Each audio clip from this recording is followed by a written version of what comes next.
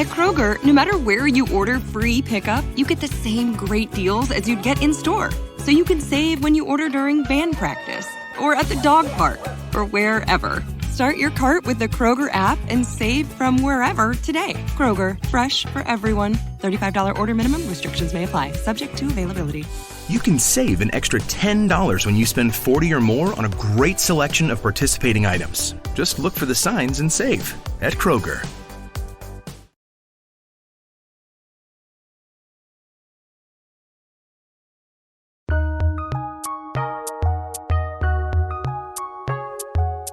Welcome to the Fantasy NBA Today podcast.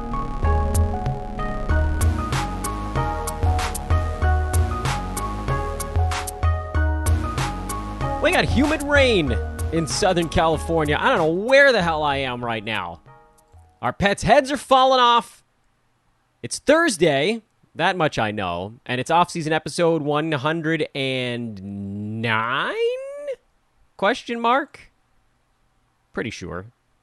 Should be a fun one today, though, because, well, I gotta admit, yesterday in the middle of the day, I didn't know what I was going to wake up and do, but then I got this little harebrained idea, not that it hasn't been done 1,000 times before, but instead of just joining the next available mock draft in Yahoo, and you get paired up with a bunch of weirdos, and, you know, they don't take it all that seriously, and 3 of them drop out, it's a whole to-do.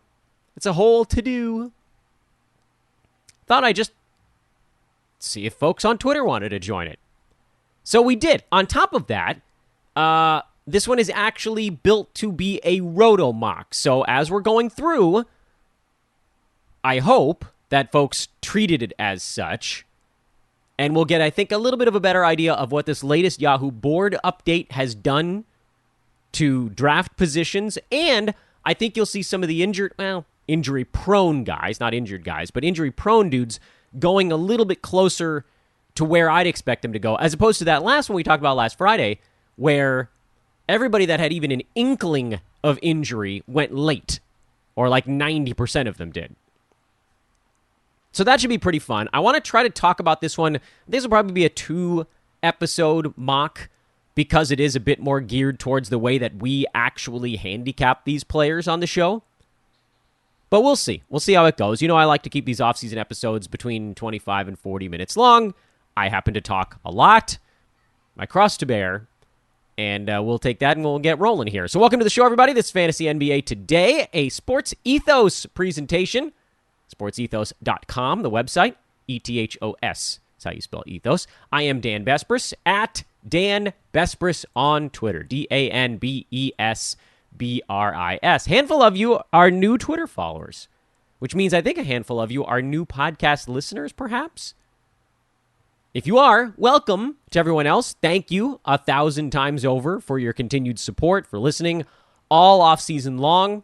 I'm excited to see what this September can bring, see if we can blast past last September and listenership and participation, all that good stuff. And I hope you will chat with me over on social media, because I'm starting to talk fantasy sports again after kind of, I don't know, I sent a few tweets out in the offseason, but not many, because there sort of isn't really a reason to between the end of the regular season and like kind of right around now.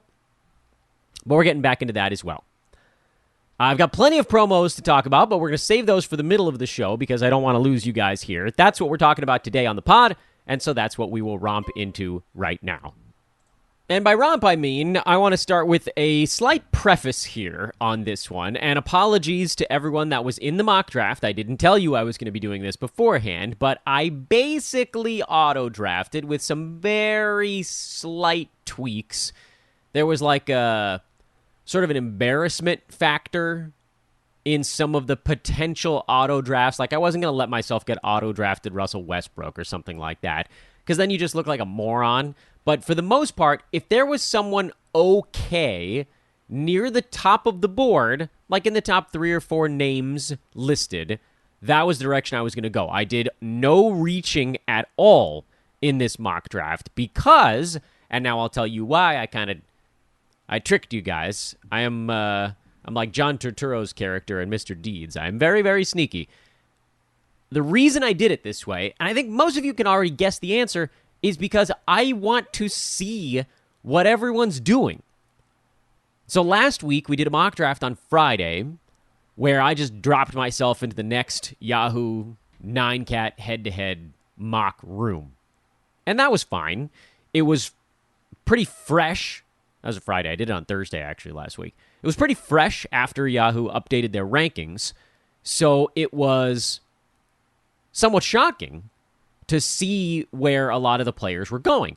But what I didn't know for sure was that with these new rankings, was the last Thursday's mock result, was that a result of the shifting rankings? Was it a result of the fact that I was in a room with folks that were mocking but weren't paying attention? Some of them were. 2 or 3 teams auto-drafted. And like I said earlier in the show, that turns out to be something of a big to-do. So this time around, thank you to the 11 of you that were active participants from Twitter that jumped into this mock draft and gave me a better indicator of where people paying attention are taking players. Nothing is set in stone. This is all just one data point out of millions, frankly, that we need. But I do think that if you're going to say, do we get more information from this data point, or do we get more information from the Dan drops into a random room data point, the answer is this one. How much more? Debatable, but it is more. So that's why I didn't really target anyone. I think that's misleading. I don't want to be the guy that takes someone off the board because I want to know when all of you would be taking that player off the board, if that makes sense.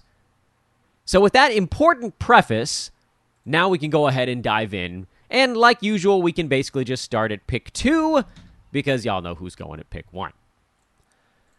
It's worth pointing out that the Yahoo pre-ranks have sort of readjusted the top couple names back to what they were before.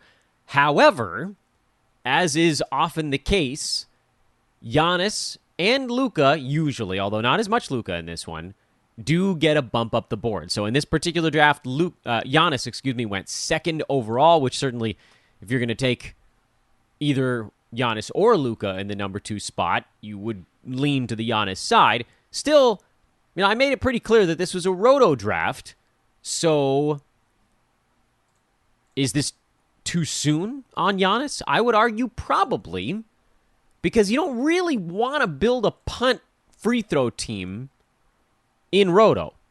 That'll detonate you pretty fast unless you just destroy in almost everything else. That's the difference really between Roto and head-to-head. In head-to-head, if you punt free throws, which means you're basically building a team that's going to be very good just inherently in field goal percent, rebounds, and blocks. Your team's going to be very good in those because it's going to be a little more big man heavy.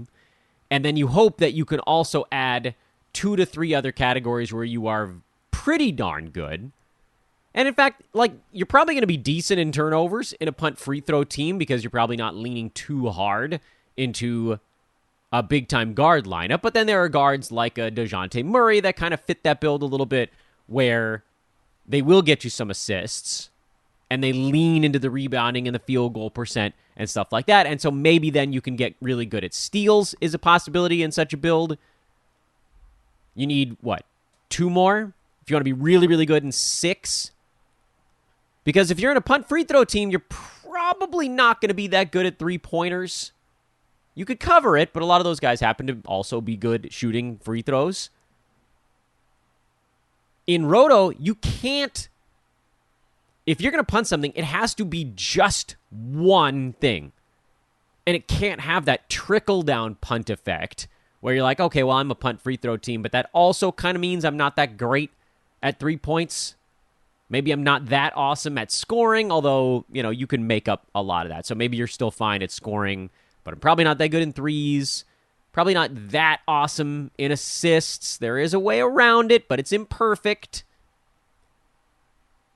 This team did a pretty good job of it, by the way, just to don't think that I'm picking on them here. You just have to be so careful. There's no wiggle room at all. In head-to-head, if you're punting free throws and you happen to also be a team that's bad at three-pointers and something else, you're not going to win in Roto. In head-to-head, you could still win. I mean, you could still be very good at 6 categories. Being good in 6 out of 9 in Roto, you lose. If you punt something in Roto, it has to be I would suggest at least, a mid-season decision where maybe your team was like third from the bottom in a particular category, and you decided to give up those 2 Roto points and just fall to the bottom and trade whatever player might actually be okay in that category for someone who's also very good in something else or maybe 2 other things, and you can gain back more Roto points than you lose. There's an ROI to it, where on the head-to-head side, you want to be awful in those 3 things right from the outset because you want to start racking up wins and the other stuff early.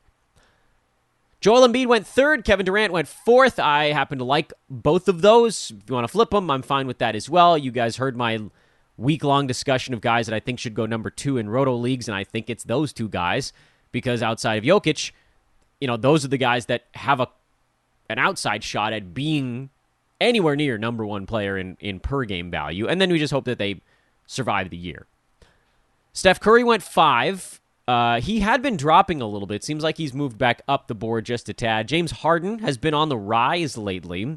He went 6 in this one, and I bring that up as interesting because he's been pretty well jammed in there at the 10-11 range. He was 11. I think he moved up to 10 in the most recent Yahoo readjustment. But he's been going earlier than 10 in now both of our recent mock drafts, and I think in a lot of drafts lately, he's been moving up the board. I don't know. Do we think that holds? Maybe. Like I talked about on this show, I think there's a lot of really good vibes in Philadelphia. Harden would have a long way to go to jump Jason Tatum in ADP to get into that 9 spot, but it does feel like he's someone who's moving up as opposed to the other way or even static. Just something to keep in mind. Trae Young went at 7. How far would Trae... Here's an interesting question to sort of pause our trip through this mock draft. How far would Trae Young have to fall to where I'd now start to consider him again? Because we know he's going to be durable. Outside of catastrophic injury, he'll be fine. He plays through the little stuff, which is... I mean, that's what we're talking about with durability. Does a guy play through ankle sprains and knee tweaks and back hurts and those little ailments where some guys might take 1-2 games off? Trae takes 0 to 1. It's a big deal because the guy that takes 2 games off for all of those, 3 or 4 of them a year, now you're talking about potentially 8 games, where with Trae, it's between 0 and 4. That makes a big difference over the course of an entire season. It sounds small, but that 1 game here and there is a thing. But per game stuff, you've got to figure his role decreases with DeJounte Murray in town. He was 11 per game last year. Huge by totals because he played in 76 out of 82 games. He was number 4 in that department, and I've always stressed how important it is to have early round picks that play. But what about a guy who was, say, like mid-second round that was extremely durable? Was it more like a LaMelo Ball from last year who was late teens, pushing 20? He played in most of the games, and he got up to number 8. So is this now, with Trae Young going at 7 in this draft, is this a more reasonable spot for Trae to go? I think the answer is kind of yeah. Like when he was... And he's still pre-ranked 3rd, I believe, on Yahoo. In fact, we can triple-check ourselves on that. No, he actually fell behind Embiid now. He's number 4, which to me is too early because that's where he was last year, and that was without DeJounte Murray. But how far could you really push him down when someone's that good and generally pretty durable? I would say at 7, you've still sort of beyond maxed him out. But if this trend continues and Trae slips behind Tatum and slips behind Luka, and suddenly now you could get him at 9 or 10, I'm actually for it. Because I think he's probably in that 16 to 20, early 20s range per game. Probably plays in 70-something games and probably ends up maybe near the turn by totals. Which, take a guy at 10, he ends up at 12. You call that a hit, basically. Because in the first round, you just want someone that gets to where you took them.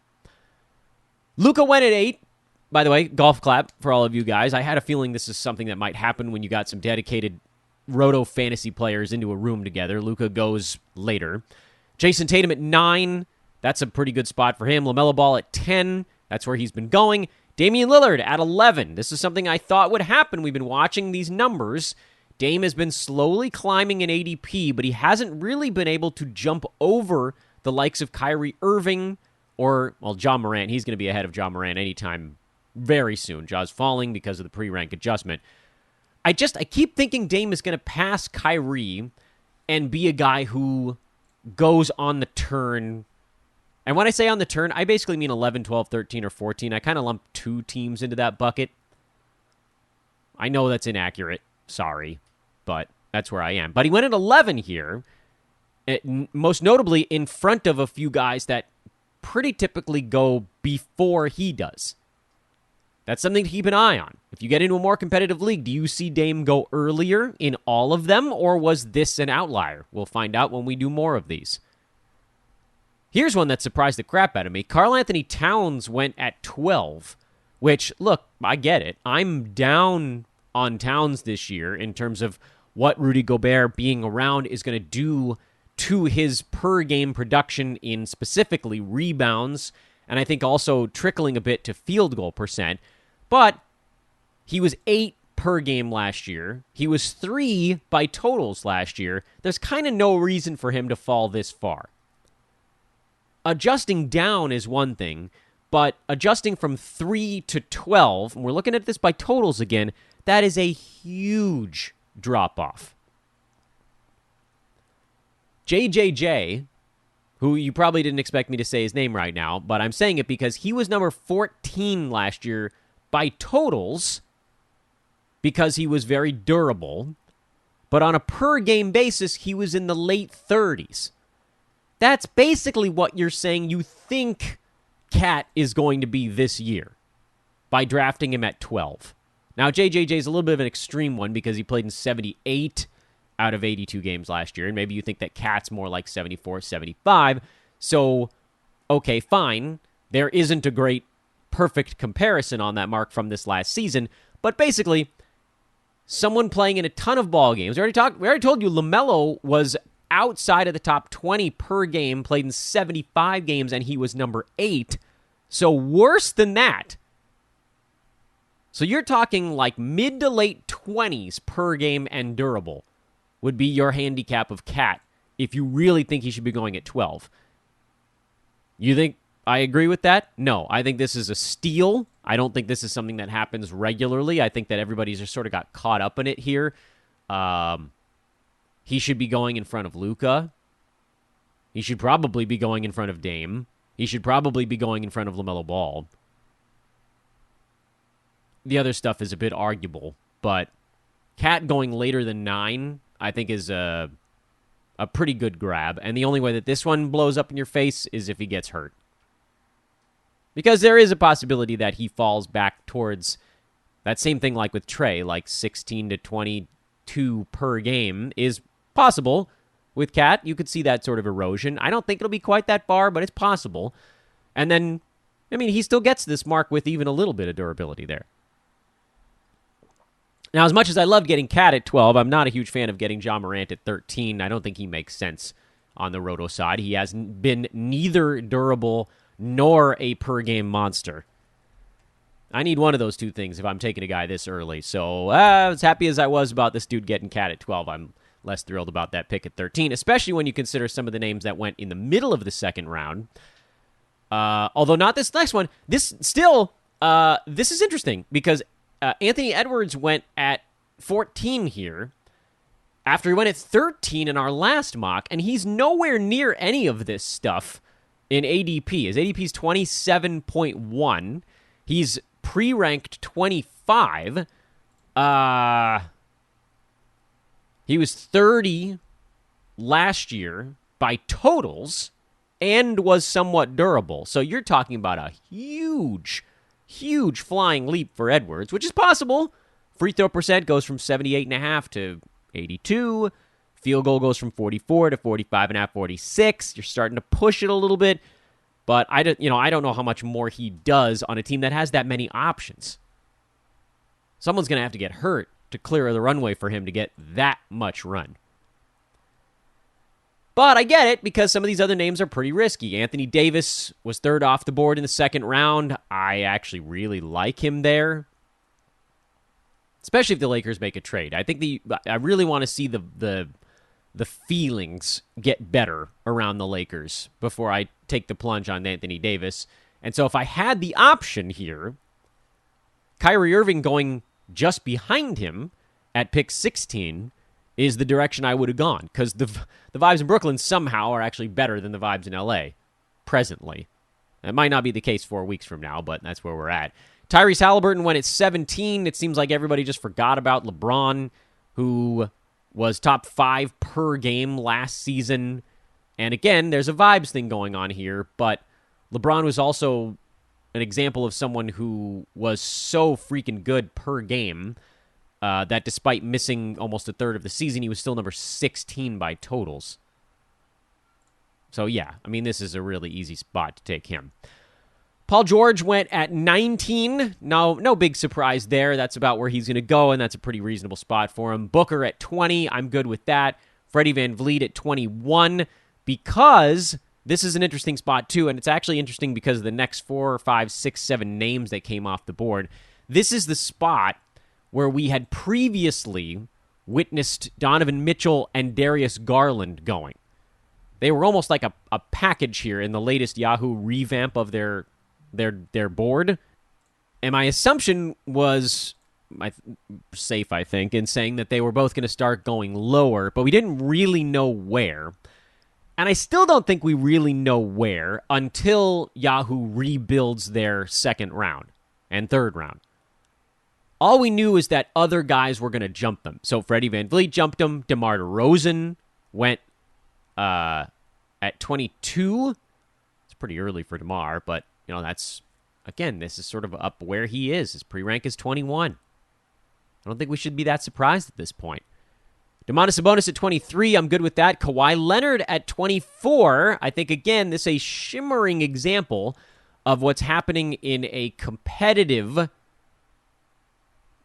Roto draft where folks are going to be less terrified of Kawhi's rest days, because if you're getting him in the late 20s, his per-game upside is top 5, and so you kind of don't even care if he misses 25 ball games.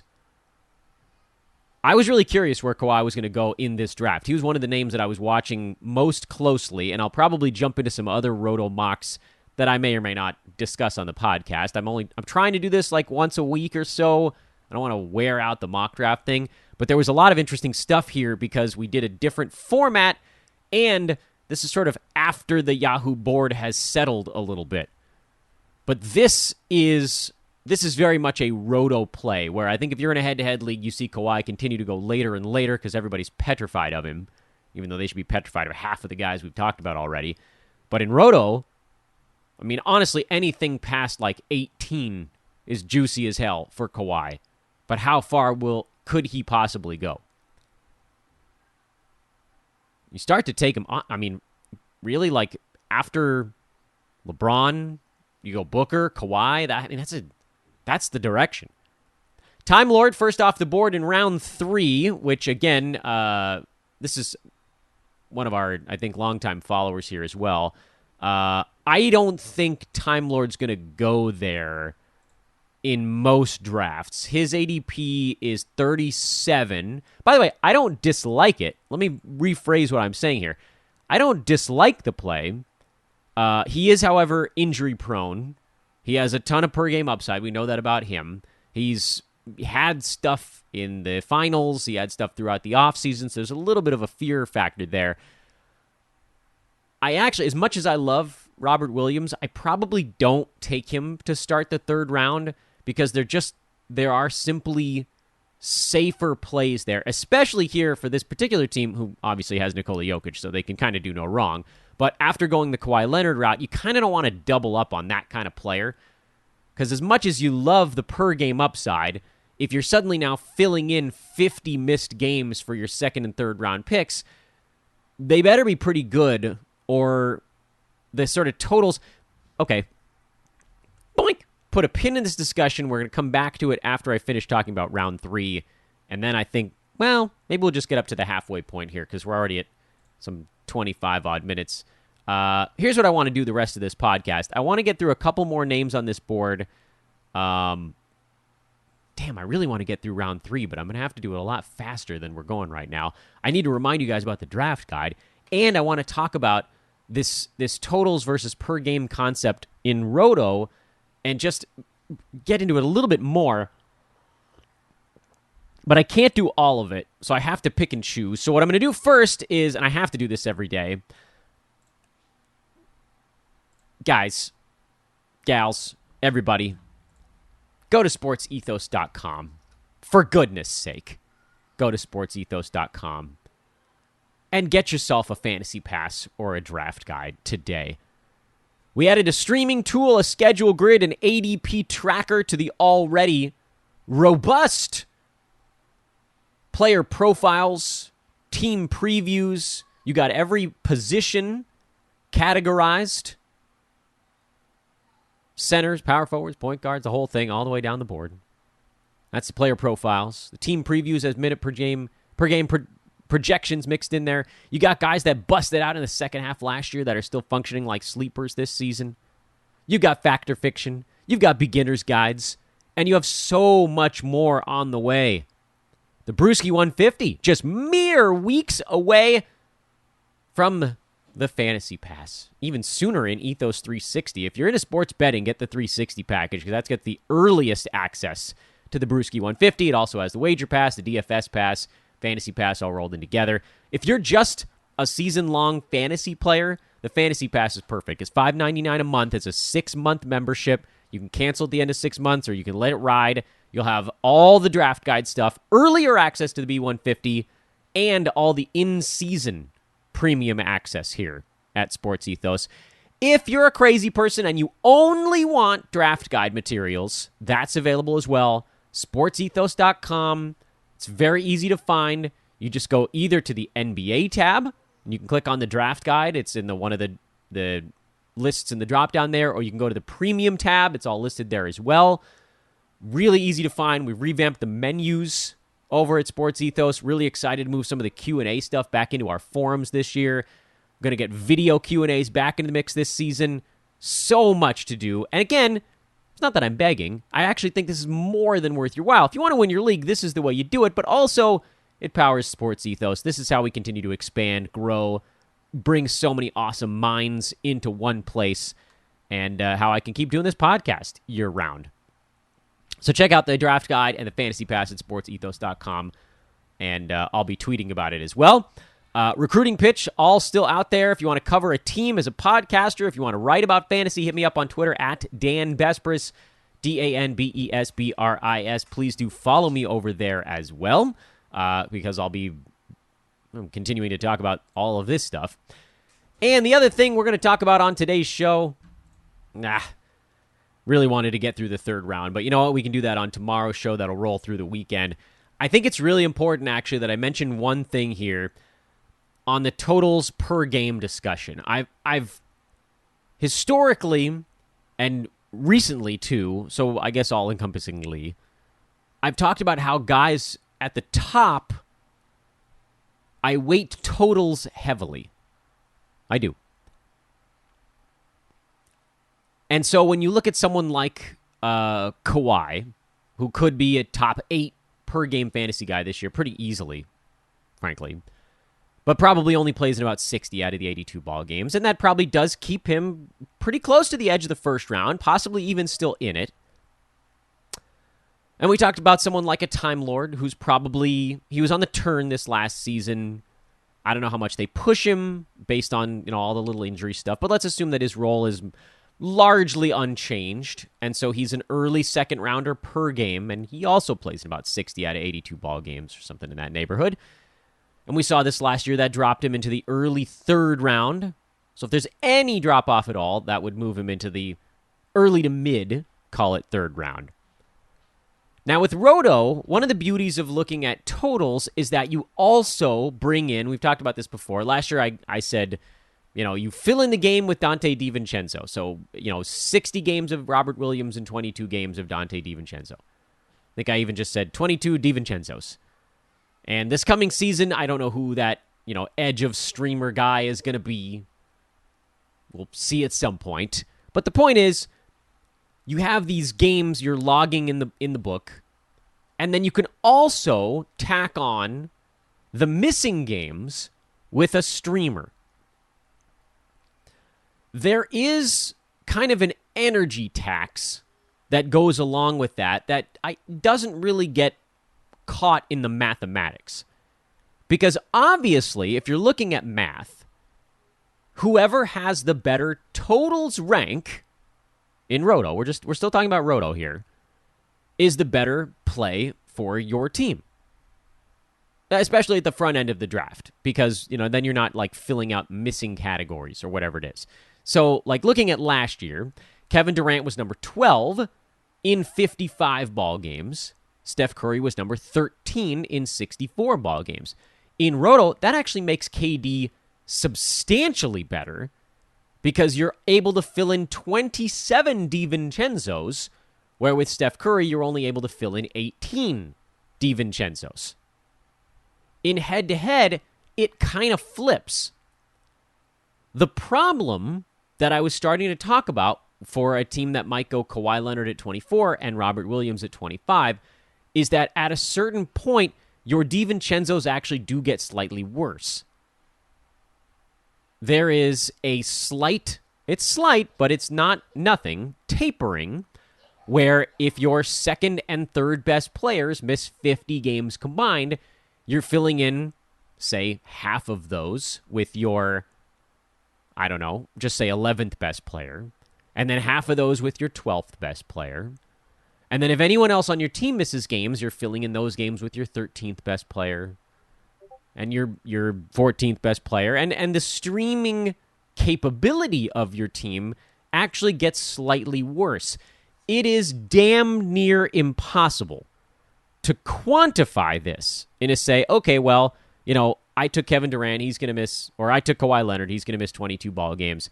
I'll fill in those 22 games with a Dante DiVincenzo. Not this year, I'm talking about like 2 seasons back, we came up with that analogy, which was a guy that was like, top 110 type of value.